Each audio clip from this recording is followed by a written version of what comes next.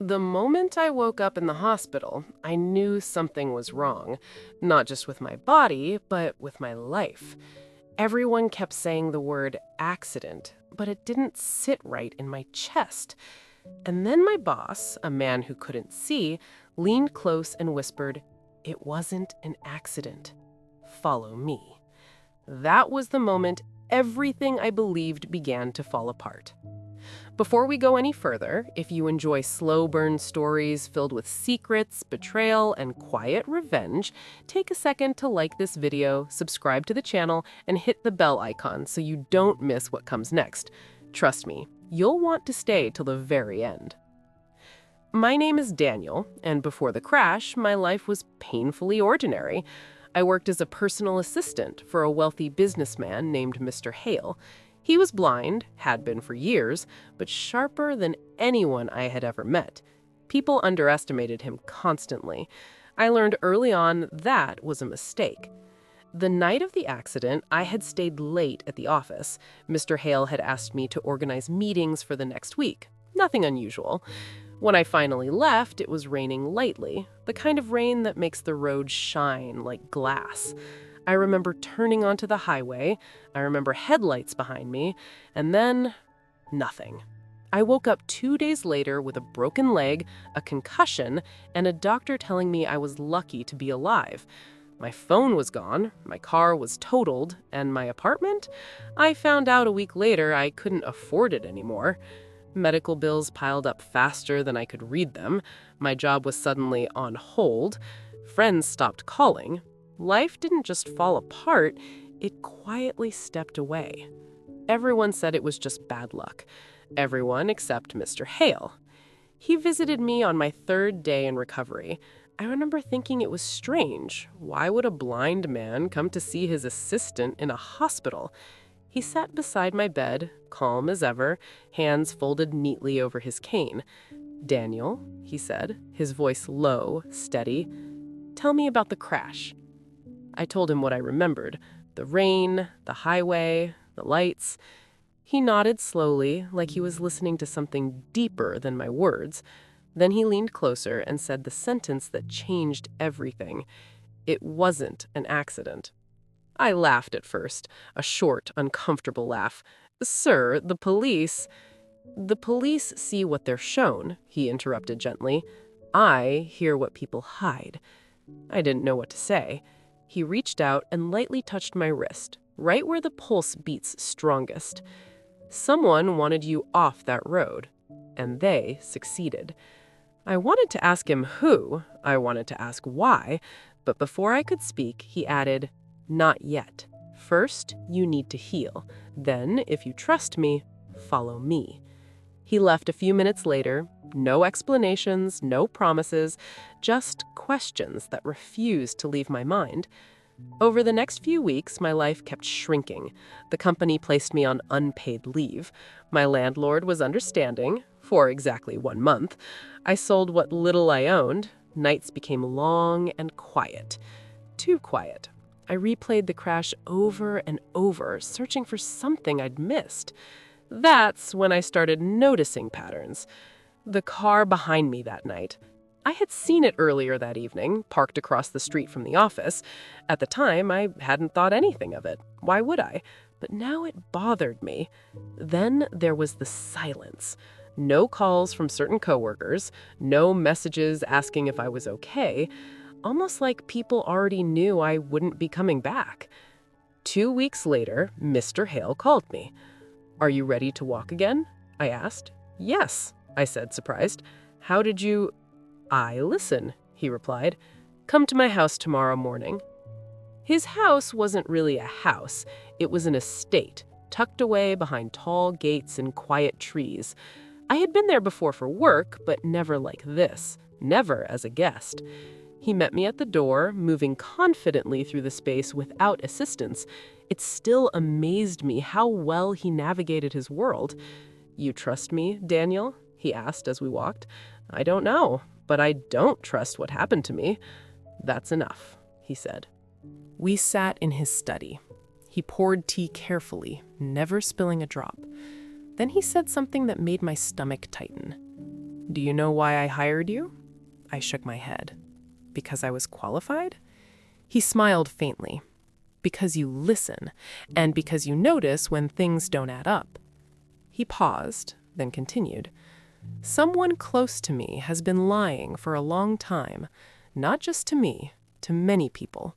Your accident was a move on a board you didn't know existed. I felt cold. You think this has something to do with you? I know it does, he said calmly. He explained that over the past year, people around him had changed. Voices hesitated, stories didn't line up, decisions were made in his name that he never approved. Someone was using his blindness as cover. And you, he said, turning his face toward me, were getting too close without realizing it. My chest tightened. Close to what? To the truth. I wanted to stand up, to leave. This was too much, too strange. But then he said the one thing that stopped me. They tried to remove you, quietly. The room felt smaller. My accident suddenly replayed itself differently.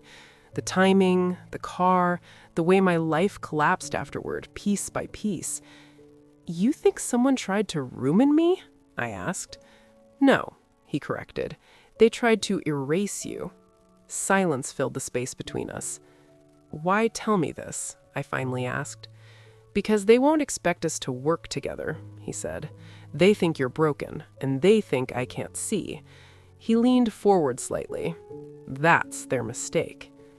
I left his house that day with no clear plan, only a feeling I couldn't shake, that I had been standing in the wrong story my whole life. Whatever happened next wouldn't be about fixing my past, it would be about uncovering someone else's lies. That night, as I lay awake, I realized something terrifying and strange. Losing everything hadn't been the end. It had been the invitation. And the next morning, when I followed my blind boss back into the world I thought I knew, I had no idea how deep the betrayal truly went, or how close the person behind it really was. The next morning, I arrived at Mr. Hale's estate earlier than he asked. Sleep had barely touched me. Every sound from the night before still echoed in my head. They tried to erase you. You were getting too close. I didn't even know what I had been getting close to, yet somehow my life had been pushed off a cliff. Mr. Hale was already awake when I arrived. He always was. Blindness had sharpened his sense of time in ways I couldn't understand. Good, he said when he heard my footsteps. He didn't ask how I was feeling. He didn't offer comfort. Instead, he handed me a cup of coffee and gestured for me to sit. From today, he said calmly, you stop thinking like an assistant. You start thinking like someone who's been betrayed. That word sat heavy between us. Betrayed. He explained slowly, carefully, never rushing. Over the years, Mr. Hale had built his business on trust. Trust in people, trust in patterns, trust in behavior. When he lost his sight, that trust became both his strength and his weakness. People spoke freely around him. They assumed he couldn't read pauses, tone shifts, breathing changes. They were wrong. There is someone close to me who believes my blindness makes me harmless. This person has been making decisions in my name, redirecting relationships, quietly isolating me. My mind immediately went to one name, but I didn't say it. I wasn't ready. What does this have to do with me? I asked. You were new, unattached, curious.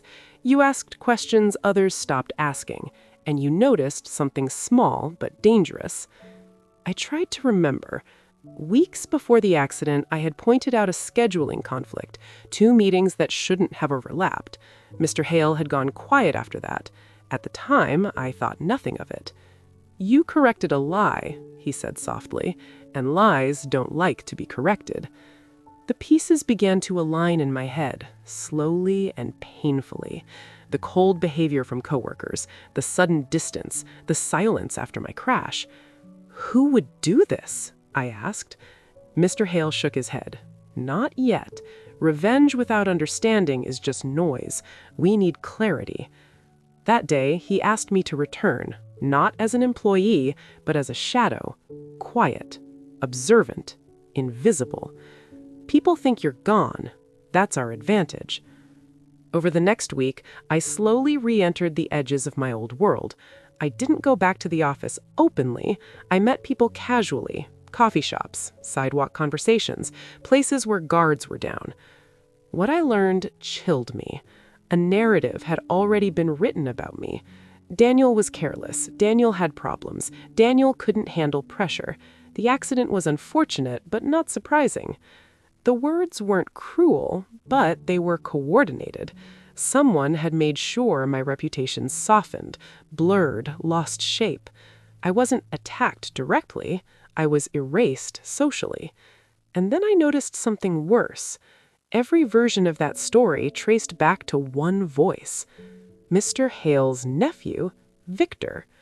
Victor had always been around, helpful, charming, eager to assist his uncle. He spoke for Mr. Hale in meetings. He guided conversations. People trusted him because he sounded reasonable. Too reasonable. I brought my concerns back to Mr. Hale one evening. "You already know," he said before I finished. "Yes," I admitted, "but knowing and proving aren't the same." He smiled slightly. "Exactly. Here's what most people don't understand about revenge. It isn't loud. It doesn't rush. It waits until the betrayer reveals themselves completely." Mr. Hale had been waiting for years. He explained that Victor believed he was indispensable. That belief made him careless. He talked too much. He reshaped relationships to center himself, and most importantly, he underestimated loyalty. "What do you want me to do?" I asked. "Listen," Mr. Hale said, "the way I always have." So I listened. I listened to how Victor spoke about the company when he thought no one important was around. I listened to how he framed Mr. Hale as tired and confused. I listened to how he gently suggested decisions had already been approved. The betrayal wasn't dramatic, it was polite, and that made it worse. Then came the moment that turned suspicion into certainty. I overheard Victor speaking to a senior partner, laughing lightly. "Daniel," Victor said, "unfortunate situation, but honestly, things are smoother now." Smoother. As if my life collapsing had been an inconvenience removed. That night, I told Mr. Hale everything. He didn't react the way I expected. No anger, no shock, only relief. "Good," he said. "He's comfortable." "What now?" I asked. "Now," he replied, "we let him finish." Over the next few days, Mr. Hale deliberately stepped back even more. He let Victor take control, let him speak louder, let him make bolder choices. People began noticing, but not questioning. That's the thing about betrayal. It doesn't announce itself. It blends in until it owns the room. And then, quietly, Mr. Hale made his move. Not against Victor's position, but against his relationships. He invited people back into his circle, one by one. Conversations Victor thought he controlled began happening without him. Trust slowly shifted back to where it belonged. I was there for all of it, silent, watching. Victor didn't notice at first, but then he did. I saw it in his posture the day he realized people were no longer looking to him before speaking, the smile that didn't reach his eyes, the questions he asked too quickly. Something was slipping. That's when Mr. Hale said something that stayed with me. Revenge doesn't destroy, it reveals. At the end of that week, Victor was desperate, and desperate people make mistakes. He confronted me outside the building one evening, his voice calm but tight. "I thought you were gone," he said. "So did you hope," I replied. He studied me carefully. "You should be careful, Daniel. Accidents happen." There it was. Not a threat, a reminder. I walked away without responding, my heart racing. When I told Mr. Hale, he nodded slowly. "He's scared now," he said. "Good." That night, I finally understood something. The accident hadn't just taken my stability, it had stripped away illusions. And as Victor's mask began to crack, I realized the most dangerous part of the story was still ahead, because betrayal doesn't end when it's exposed. It ends when the betrayer has nowhere left to stand, and Victor was running out of ground. Victor didn't confront me again after that night, but I could feel him watching. The way some people look past you, not at you, measuring distance, timing, opportunity. It was the same look I'd seen just before the accident, though I hadn't understood it then. The difference now was that I wasn't alone. Mr. Hale asked me to come earlier the next morning. When I arrived, he was sitting by the window, hands folded, facing the light he could no longer see. "He's going to make a move," he calmly said. "How do you know?" I asked. "Because he's lost control of the story," Mr. Hale replied, "and people like Victor don't survive without it." Over the past 2 weeks, subtle changes had spread through the company. Senior partners were requesting direct conversations with Mr. Hale again.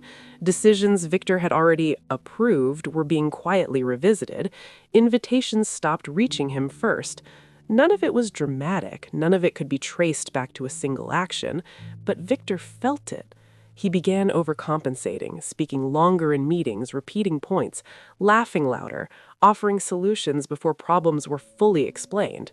Power, when it starts slipping, makes people reckless.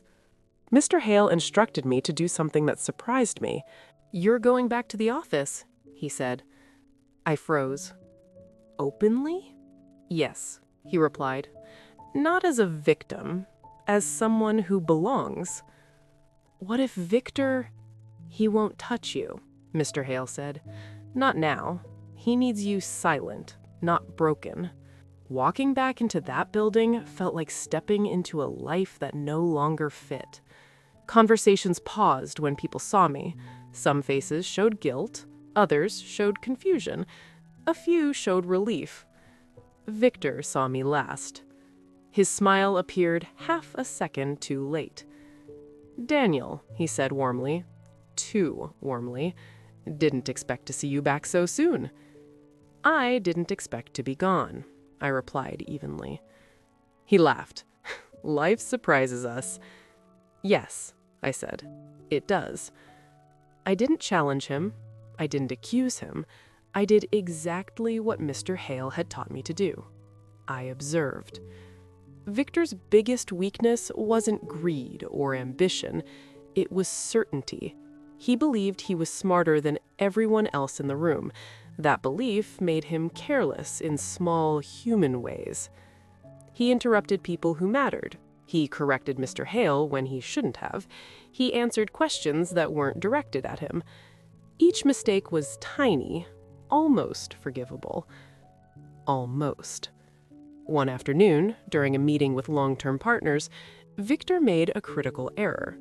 Mr. Hale asked a simple question about a relationship Victor claimed to have strengthened.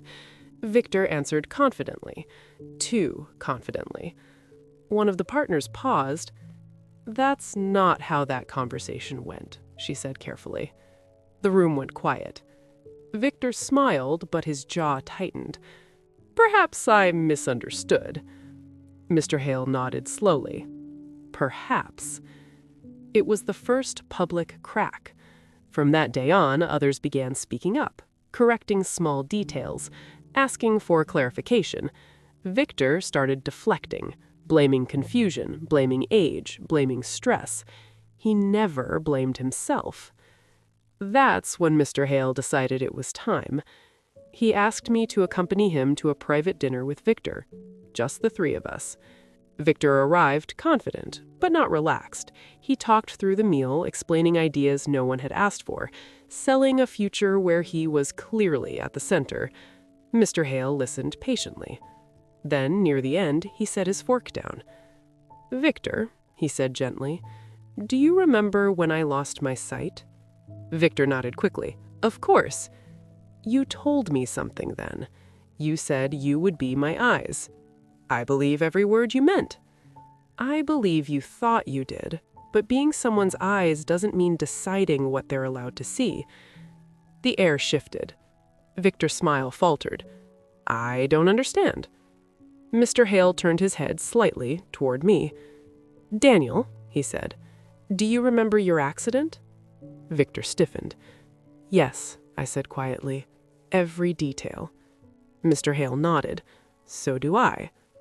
Victor stood abruptly. "This is ridiculous," he said. "Are you suggesting—" "I'm suggesting," Mr. Hale interrupted calmly, "that you believed removing him would make your role permanent." Silence pressed in on us. Victor laughed, sharp and hollow. "You have no proof." Mr. Hale smiled faintly. "No, but I have something better." He leaned forward. "I have people who no longer trust you." Victor's face changed then. Not anger, not fear. Panic. "You're blind," Victor snapped. "You can't see what's happening around you."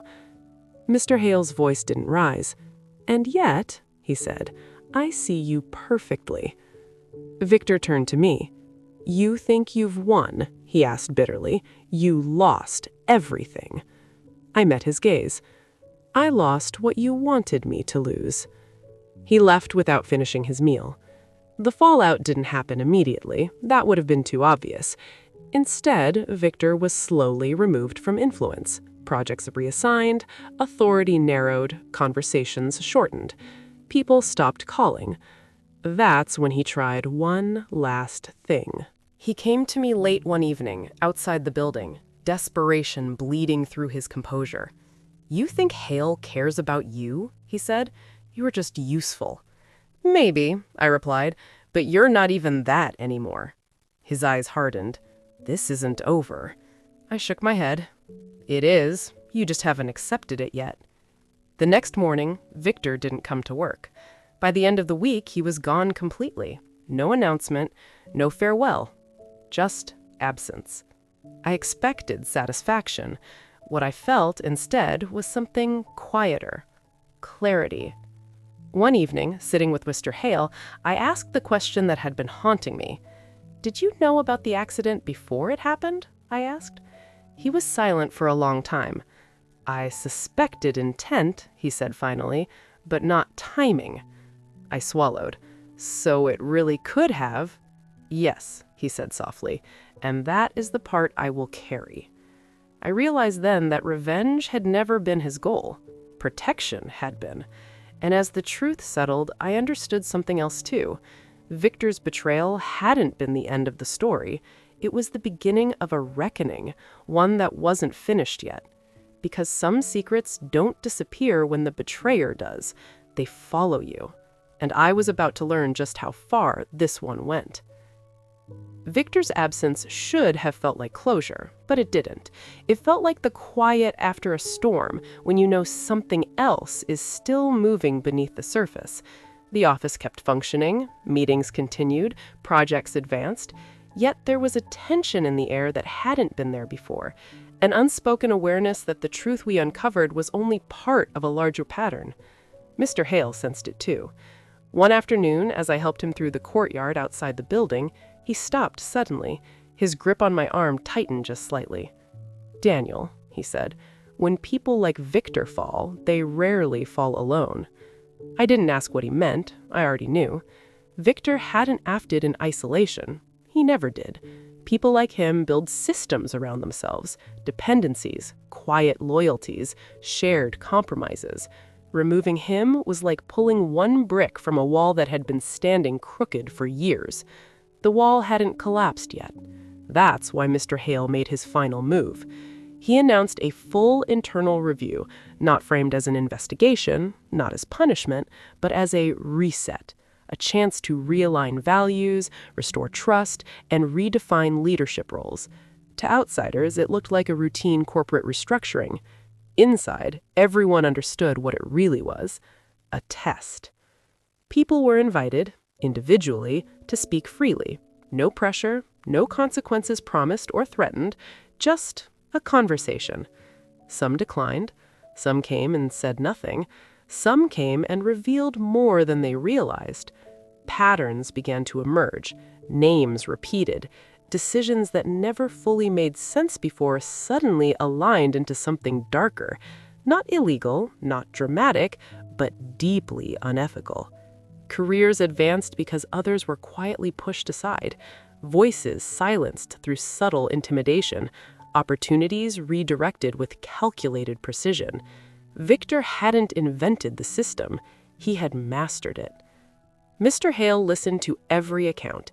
He asked few questions, but the ones he did ask cut straight through defenses. He didn't accuse, he didn't argue, he let people hear themselves, and that was enough. By the time the review ended, several executives resigned voluntarily, others accepted early retirement. A few were reassigned so far from influence that their power dissolved quietly. No headlines, no scandals, just accountability. One evening, after most of the building had emptied, Mr. Hale asked me to sit with him in his office. "You could leave now," he said suddenly. I looked at him. "Leave? You've rebuilt your life," he continued. "You don't owe this place anything anymore." I thought about the accident, the hospital room, the months of pain and uncertainty, the bitterness I'd carried like armor. "I'm not here because I owe something," I said. "I'm here because I chose to stay." He smiled. "Good. Then let me tell you the rest." He turned his chair slightly toward the window. "Victor wasn't the first, and he wouldn't have been the last if you survived." The weight of that settled slowly. "You saved more than yourself," he added, "even if you never see it." I didn't respond right away.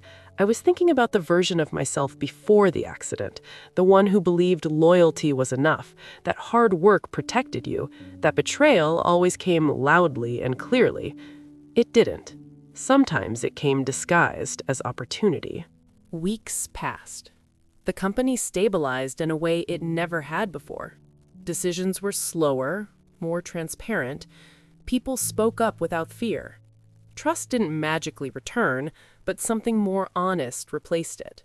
Awareness. One night as I was leaving, I noticed a familiar figure across the street. Victor. He looked thinner, older, smaller. Our eyes met briefly. He didn't approach. Neither did I. There was nothing left to say. As I walked away, I realized something surprising. I didn't feel victorious. I felt free. The accident had taken my certainty, my comfort, my old identity, but it had also stripped away illusions I didn't even know I was living under. It forced me to see people clearly. It forced Mr. Hale to trust differently. And it exposed a truth that still guides me today. The most dangerous betrayals aren't the loud ones. They're the quiet ones, the ones that assume you'll never get back up. Months later, Mr. Hale officially stepped down, not because he was pushed out, but because he chose peace over power. He recommended a leadership structure that distributed authority rather than concentrating it. Before he left, he asked me one final question. "What will you do now?" I thought carefully before answering. "I'll stay alert," I said, "and I'll make sure no one has to lose everything just to be heard." He nodded. "Then my work here is done." On his last day, he shook my hand firmly. "You followed me," he said softly. That made all the difference. As I watched him leave the building for the final time, I understood the full meaning of what he told me months earlier. It hadn't been an accident. Not the crash, not the betrayal, not even the recovery. It was a turning point. And sometimes, the moment that breaks you is the same one that teaches you exactly who to trust, and who you are always meant to become.